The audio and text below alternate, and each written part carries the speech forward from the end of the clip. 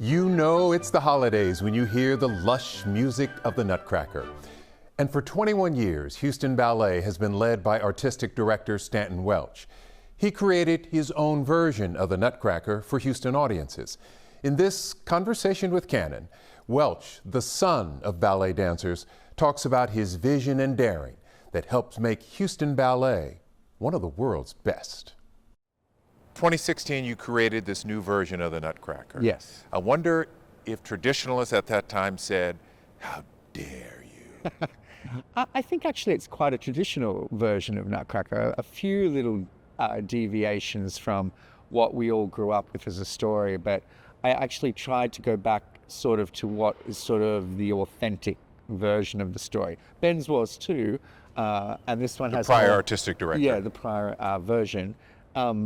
This is bigger and has more characters and things like that. But the story of young Clara growing up and being at that age of about 12, where she's still at the kids' table but wants to be with the adults, her older sister, and her journey through that experience of that Christmas is very much the same. So the changes you did make, why did you make them? Well, there was a piece of music that had not been used, orchestrated in the original version, which was the English dance. And I had heard that growing up as a little kid, and it's a very popular piece of dance music, but not ever put back into the Nutcracker. So I wanted to put that in. So that added in the English dance. And then I went back to the source material to find what each of those countries originally were. So that's actually probably a little bit closer to what the original story was. And then I just kind of tried to develop Drosselmeyer and the story of the sugar and the prince and explain why he became a Nutcracker and why she's chosen to, save him and bring him back to his love, which is the sugar plum. And I think in some versions that's implied, but in this version you see it told as a story and it's literally there. What makes the Nutcracker so enduring? Year after year after year. Yeah, it's an interesting thing because it's really an American phenomenon. Around the world, we did Nutcracker in Australia, but not every year, maybe one every third year. So it didn't become the tradition that it is here, but what is so wonderful about it in America is the return of it with your family, I think, that it becomes a true family experience, that you go and you see something and you grow up with it and you bring your children and your grandchildren to it. I love that as tradition, and I think ballet, that's what we are. We are made of this tradition of passing things from one generation to another. So to have that in our audience as well is a very special, unique thing. Do you feel any pressure as artistic director to keep folks coming? Oh yeah. Oh, of course. We got to do it right. And of course, the pressure was making the new Nutcracker. We had a very successful one. And then when we replaced it, we knew it had to be, successful. It also had to be world class. It had to compete with movies and musical theatre and all of the technological things that have advanced so far. But I feel like we've done that. In the last 8 years, we've proven that this over and over, that this ballet is loved. And we tried to make something that was rich enough that you could return 50 times and still find a new character, a snake charmer, a bumblebee. And if you follow a different person or a different thing, there is something in that and a little story in that. So I love that, like an advent calendar, that you open a new thing every time you see it. And very much that was on my mind in creating it, that it was something that you could see 100 times and never get bored of it. How old were you when you first saw the Nutcracker? Oh my God, I don't remember. I don't remember time without ballet or music because my parents were dancers. But in Nutcracker in Australia, the time I danced, we only did it twice in 11 years. So that's how rare Nutcracker was for us. But I, of course, had seen it on television, and I'd seen my parents dance the pas de deux, the grand pas, many times. Yeah. Where do you sit on opening night of productions you're responsible for? In the audience. You sit in the audience? Oh, yes. Why? I love the feeling of the audience. You can tell so much about the success of a show by how the audience is paying attention. Are they silent? Can you feel the emotion? Can you see people crying? All those things, laughing, all those things are important. And I think when you make something, I feel like something is telling a story this way or something's funny this way, but an audience sees it and what's unique with ballet, because there's no words, each member of the audience is seeing it very, very differently. And that is the joy of our art form. So I think that that's very important. So with Nutcracker, because there are 30 something shows, we don't watch all of them in the house. We have a little booth with the window that we can see through that's from the back. So if we need to run back and forth, and all of us are in there, the teachers from the school, the production staff, there are so many moving elements of Nutcracker. As artistic director, you have your hands in everything. Yes. Yes? Costume, Yeah. music, Yes. choreography. Yes. A lot of responsibility. Yes. Are you comfortable with that? Well, it's never a comfortable position being responsible for things. You know, you're constantly trying to bring in an audience, bring in a new audience. You're trying to find what appeals to people in a constantly changing environment. You've also got dancers whose careers are short. They're 20, 25 years in this profession, and that goes super fast, you know, when you're in it. So it never feels comfortable. I think that would be, but it does feel that Houston Ballet has grown tremendously, and it feels like we are one of the world's leading dance organizations, from our stage to our productions to our staff. And that's exciting, and I think it gives me real Houston pride. I read one of your dancers, perhaps now former dancer, said in an interview, described you as a whirlwind of energy, daring, willing to take risks. Yes. Is that Stanton Welch? Well, the younger version of me, probably. I think that's our art form. I think that I do like in choreography to make sure that the dancer has material that pushes them and makes them want to warm up, makes them want to be there, makes them need to feel like all those years of hard work were for something, and here is the execution of that. I don't always think every ballet delivers that for everybody, but I really try to make that in my work. That in Nutcracker, that every part you have to think about, and you have to be in character, and you if you play many parts within the ballet, you've really experienced a broad sense of technique and character development, and I like that. You were born into this business. Your parents were dancers. Yes. You describe watching how hard it was, your mother being injured, for example. Yes. And yet you still became a dancer. Why? Well, I think when they were dancing, we didn't. And then they stopped dancing and they became ballet teachers. So we weren't around ballet anymore, my brother and I.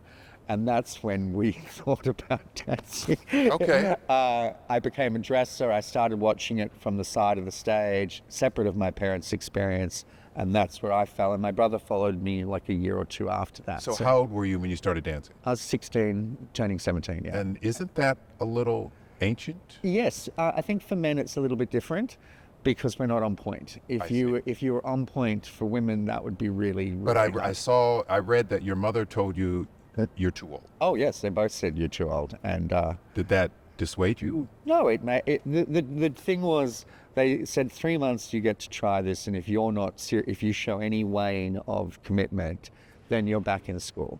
And I didn't. I went into it and I was there from 9 in the morning till 9 at night because they were teachers, so I could do their whole day of school. And then within a year, I'd gotten a place at San Francisco Ballet School. So I felt like I had proven that I was deadly serious. And I think the nice thing for me as a young man was it was a choice I made to be a dancer rather than something fun that I ended up doing.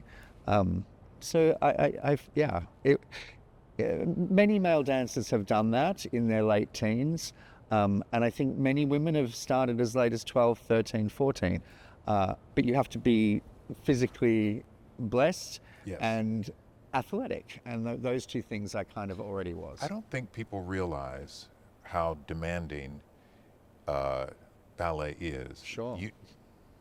You're professional athletes. Absolutely. It's not this graceful, elegant, la-di-da-di-da thing going on. Not the work behind it. It is what we perform. It is right. That's what it's supposed to look like. But it's very much like Olympic training for gymnastics, and actually more of a team sport, quite frankly, because of how intricate we weave with each other and do things with each other. So it is perpetual. I mean, start our day meeting with physical therapists and doctors about how the training is for the dancers twice a week. I mean, that's how serious it is as a having to make sure that their bodies, their tools, their vessel of performing is at top. Yeah. Yeah. I was just describing a dancer calling you a risk taker. Houston was built by risk takers. Absolutely. I wonder if you feel like this city gets you. Oh, well, I hope so. That makes me blush. I'd like to think so, but I think that certainly Ben and James Clouser before me were also those sort of people. And I think of the opera and the Alley Theatre and Tuts and all the art galleries in town, the restaurants in town, our medical field. There is something about this city about building ourselves to be 100 years from now the city of note, you know, where I think sometimes older cities rest on what they were 100 years ago, where we're building that. And I think that that's what makes artists want to be here, and I think creative people want to work here. We keep resetting. We're resetting. We don't rest on exactly tradition. Our goals are up there. Yeah. Instead of somewhere. Stanton Welch comes along and says, we're going to do Nutcracker just a little bit differently. But I think that's certainly the energy of the city. And I think, you know, our whole season, when we make new works, you feel that energy with the audience, that they're there for hey, let's have a go. And that creatively is like, that's it. That's what we love that Australian lingo. Let's have a go. That's awesome. I read a quote talking about this business. You said you want to share the experience of how I fell in love with this art form. Right. You find the music, the choreography, you said, inspirational. Yes. Why? Well, I mean, I feel I was lucky enough to grow up around access to the art all the time, classical music, complex stories, Greek mythology, all these sort of things that just sort of come out of ballet or sculpture or opera or classical music. And I think for young kids, it's just sort of a doorway of imagination. The best thing my mother ever said to me when I said, I don't understand this ballet, she said, just make up what you want it to be. And then I was free. And then every ballet I ever saw I loved because I was just making up what I wanted it to be. And that felt liberating to me. When you put together a program, you're charged by your imagination. Yes, and especially if I'm making a ballet. You know, if I'm working on something, you have to get to a place of freedom, and then you explore, and if it continues to make seeds and take root, you know there's a project there. And it's not something you can turn on or off, which is hard to describe to people. It comes to you, and you might suddenly be up for 4 hours into the night working out why Alice in Wonderland had the white rabbit and what did that mean? What did that, you know, like all these rabbit holes literally that you can fall down. And I love that about the art form, and that inspires me. And I think if all young kids need access to feeling like your imagination is open, it's an open field, there's no rules. Here are the rules, but break those rules and make something new, and that's fun. When did you decide to go from being in the show to running the show? I always ran the show? Well, I think of as a little kid, what they all teased me about is as a neighborhood, I would put on shows. What ballet shows? They were variety shows of singing and acting scenes from movies and things like that. And all the neighborhood kids would come and I'd make a curtain and I'd direct the show. That was just in my nature. So then before I danced and I wanted to be an actor, I was writing plays and writing scripts. So I always felt the two fed each other, if that makes sense. Mm-hmm. And then I made my first full-length ballet when I was 22, 23. So it was all pretty quick and folding at the same time. They fed each other until choreography became too time-consuming, and the dance part I couldn't fulfill. Do you think you were born to do this? Oh, no, I don't know. I think that you have to work. You have to want something. I think I was blessed with a body that both my parents, being both dancers with good dance bodies, my brother and I were very lucky that way. That was a blessing.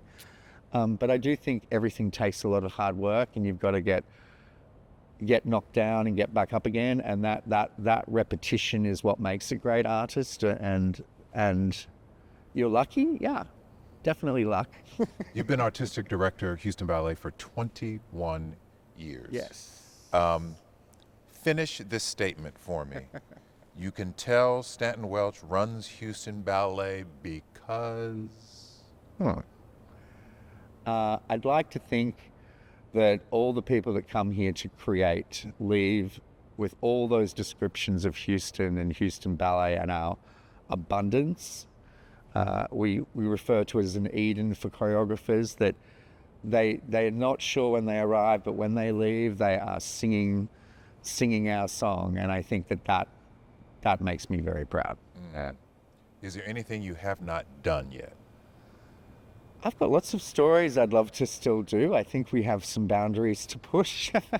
We need, making full-length ballets move into more modern time, tell current stories.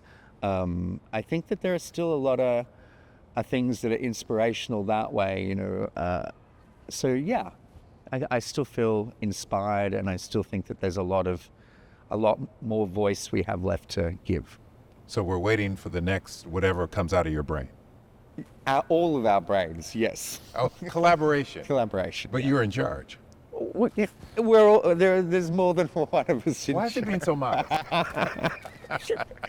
Yeah, I think because so much of it when you're a choreographer is about that with someone else. I can only make it in my head, but when I really make it, I'm always with someone else. You are always collaborating.